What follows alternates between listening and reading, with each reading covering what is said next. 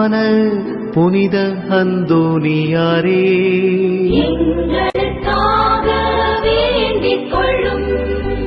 பக்திஸ்வாலக சபையின் நவரத்தினமான புனித அந்தோனியாரே,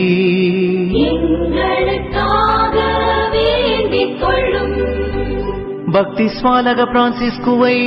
உத்தம விதமாய் கண்டு பாவித்தவரான புனித அந்தோனியாரே,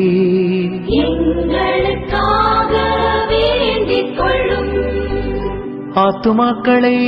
ரட்சிக்க வேண்டுமென்னும் ஆவலினால் அப்போஸ்தலரான புனித அந்தோனியாரே,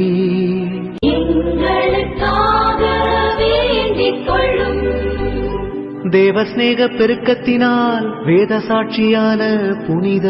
அந்தோனியாரே,